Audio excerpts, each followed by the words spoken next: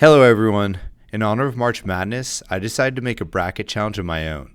But instead of the best college basketball teams in the United States going head to head, my bracket has every Harry Potter film competing against each other to see which movie is the best of all. I seeded each movie by having my friends rank their favorite movies 1 to 10 and then taking the average of those rankings.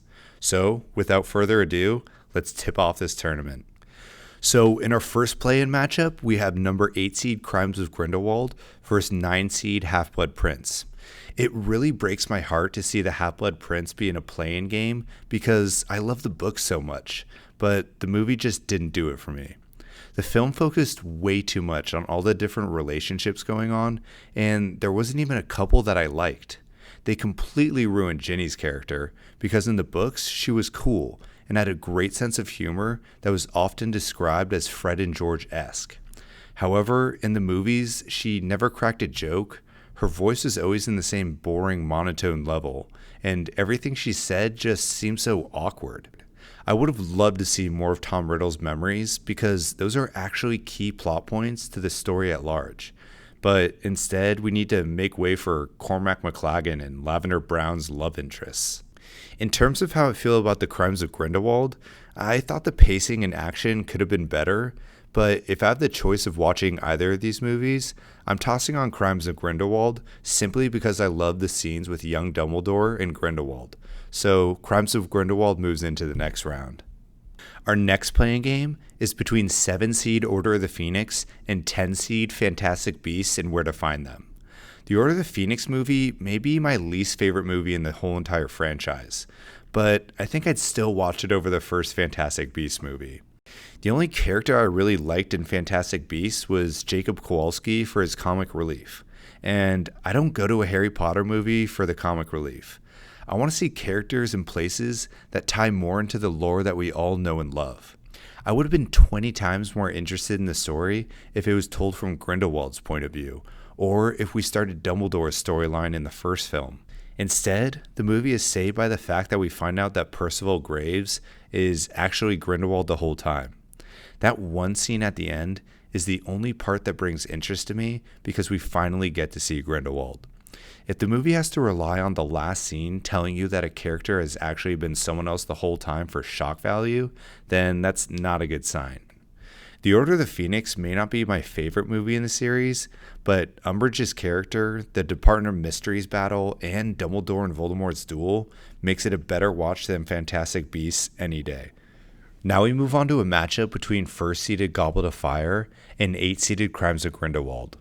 For me, this isn't even a contest, so I'm just going to put Goblet of Fire into the next round and dive deeper into why I like the movie so much in a more competitive round. Next up, we have Sorcerer's Stone in the 4 seed versus 5th seed Deathly Hallows Part 1. I really like the Deathly Hallows Part 1, and I'm so glad that they split the last book into 2 movies because they were able to stay more loyal to the book. However, it's tough to go against the nostalgia of the Sorcerer's Stone. John Williams' musical score alone is enough to earn Sorcerer's Stone the win here. Not to mention the feels you get, going through platform 9 3/4 for the first time, watching the trio meet each other on their first trip to Hogwarts, and seeing Hogwarts for the first time from the Black Lake. Getting that first Harry Potter movie right was of such vital importance for the success of the rest of the franchise, and Chris Columbus could not have gotten it more right. The movie truly makes the viewer feel as though they are Harry being introduced to all the wonders of the magical world, and that feeling of nostalgia and awe just can't be replicated by anything else. Deathly Hallows Part 1 is solid, but Sorcerer's Stone is the bedrock on which Harry Potter is built, so I'm sending it to the Final Four. Our next matchup is between 2nd seed Deathly Hallows Part 2 and 7 seed Order of the Phoenix. This matchup is another bloodbath. The Deathly Hallows Part 2 was a thriller from start to finish. From breaking into Gringotts and escaping on the back of a dragon to the entire Battle of Hogwarts, the viewer is constantly on the edge of their seat. There are also so many great character moments, from Snape and Harry's interaction to McGonagall and Snape's duel to Harry and Dumbledore's conversation and Snape's memories. Fans are given all the payoff they could ever ask for, and by the end, You truly feel the weight of the journey Harry, Ron, and Hermione have taken together. I'm moving Deathly Hallows Part 2 into the final 4. Now we move on to a pretty tight matchup with the Prisoner of Azkaban in the 3 seed and the Chamber of Secrets in the 6 seed.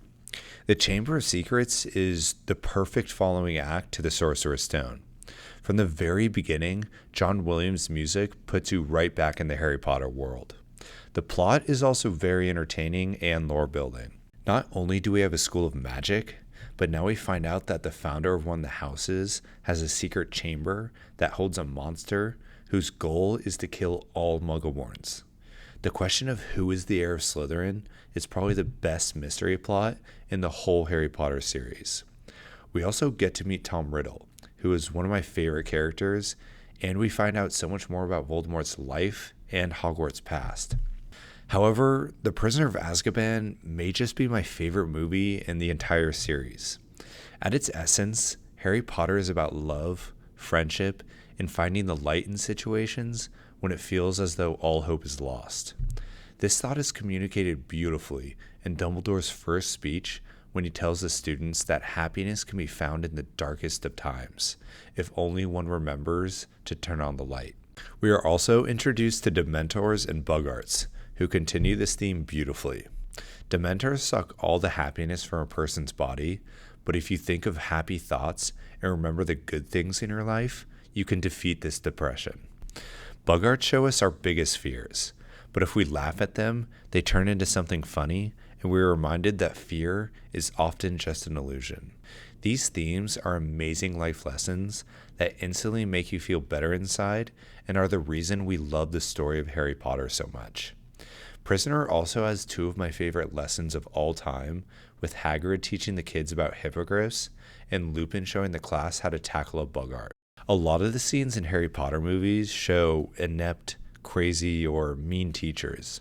However, these 2 classes beautifully exhibit how to deal with creatures in the magical world. I also love Prisoner because we are given so much backstory to the Marauders, who are my favorite characters in the entire series. Their story is so rich with love, tragedy, and friendship, and it really fits well into the other themes we see throughout the movie. One of my favorite scenes is when Harry and Lupin are on the bridge, and Lupin is telling Harry about his parents and how kind they were. I love this because it's the first time that Harry can hear stories about his parents from someone who knew them this well. Also, the way that we were made to believe that Sirius is a murderer who wants to kill Harry, only to later find out that he is Lily and James's best friend and is trying to avenge their deaths, is brilliant. The scene in the Shrieking Shack, where the truth behind Sirius's innocence is being revealed, has the best acting in the entire Harry Potter series. Chamber of Secrets is a great movie, but I think you can guess by what I just said that I'm going to put Prisoner of Azkaban into the Final 4. And now we move on to an extremely tight Final 4 matchup with Goblet of Fire in the 1st seed and Sorcerer's Stone in the 4th seed. I'll be honest, as I'm writing this up, I don't know who's going to move on to the championship round, so I'm just going to get into why I love these movies so much and see where I land after that. The Triwizard Tournament is so fun and exciting, not only for its action-packed tasks, but also because we get to see our favorite characters go through the thrill, pain, and awkwardness of asking someone to your first school dance. From the fear of dancing with someone or plucking up the courage to actually ask someone out, all the way to the pain of being denied, the Goblet of Fire displays all of these feelings beautifully. Every time you watch the movie, you can't help but put yourself in the character's shoes and laugh as you remember how you felt during those formative times. And, of course, the actual tasks had some of the best action that we've seen in the entire Harry Potter series. I mean, I'll pop in Goblet simply to watch the Hungarian Horntail chase Harry all over the Hogwarts skies. And last but certainly not least is the graveyard scene where Voldemort returns to his full strength. The way that Ralph Fiennes commands the stage and drove fear into the viewers' hearts as he taunts his Death Eaters and Harry could not have been done better. Then, of course, the duel between Harry and Voldemort is one of the most exciting scenes in the whole series. Goblet of Fire certainly has some of the best action in the Harry Potter franchise, and in my opinion, is the only Potter movie that did teenage romance correctly.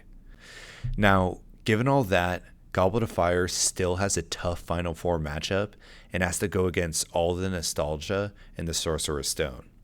There isn't too much action in the Sorcerer's Stone, but once again, there is nothing like going on your first trip to Hogwarts and experiencing the magical world for the first time through Harry's eyes. However, I think if I had to choose between watching these two movies, I think I would take Goblet of Fire. I love watching the awkwardness of the characters as they experience the pangs of romance for the first time.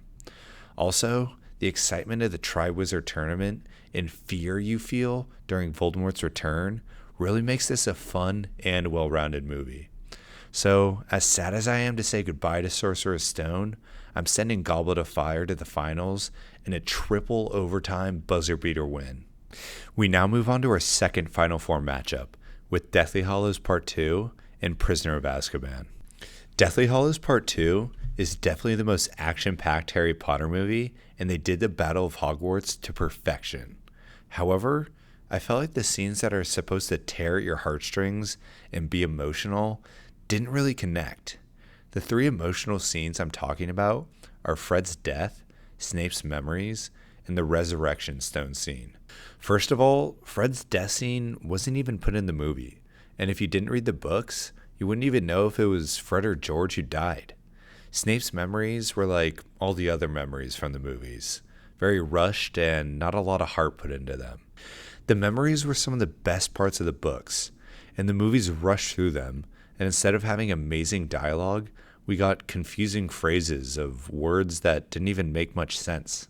Finally, the Resurrection Stone scene with Harry's parents, Sirius and Lupin, seemed very dry. The acting was bland, and I didn't feel any emotion from any of the characters in a scene that should have been one of the most dramatic in the movie. I mean, Harry's dad just seemed like some random guy that was accidentally there and didn't have any emotional connection with Harry at all. The Deathly Hallows Part 2 is a good watch. However, it doesn't hold a candle to the character depth, beautiful shots, and consistent themes that we get in The Prisoner of Azkaban. For that reason, I've got to send Prisoner to the championship game with a blowout win. And now we have our final matchup. This is for all the marbles. Both movies have worked hard to get here, but as Dumbledore said, in the end, only one will go down in history. Only one will hoist this chalice of champions, this vessel of victory, the Harry Potter March Madness Cup. Now, I have Goblet of Fire versus Prisoner of Azkaban in my final matchup, but in the comment section below, let me know which two movies would be in your final round and who would win the final matchup. All right, now, let's get into the matchup. Goblet of Fire is obviously the more exciting of the two movies. From beginning to end, we are hit with the Death Eaters attacking the Quidditch World Cup, 3 different tasks in the Triwizard Tournament, and a duel for the ages between Harry and Voldemort. Romance is also done well for the only time in the Harry Potter movies, as the scenes leading up to the Yule Ball are relatable and always good for a laugh. However, I feel like the themes we see in The Prisoner of Azkaban hit the essence of what Harry Potter is truly about better than any other movie. Alfonso Cuarón truly understood what Harry Potter is at its core. We love Harry Potter because it teaches us that love is the most powerful force in the world, there is goodness and beauty in everyone, and that happiness can be found even in the darkest of places, if only we remember to turn on the light. All of these themes are constantly shown to us in The Prisoner of Azkaban through multiple different characters. Also, as I said before, my favorite characters in the Harry Potter series are the Marauders, and this movie focuses on their storyline more than any other. So, in a tight battle in our final round of the Harry Potter March Madness Tournament, the 3rd-seeded Prisoner of Azkaban takes the championship over the 1st-seeded Goblet of Fire. Congratulations to the Prisoner of Azkaban, and in the comments below, don't forget to tell me who you would have had winning the whole bracket.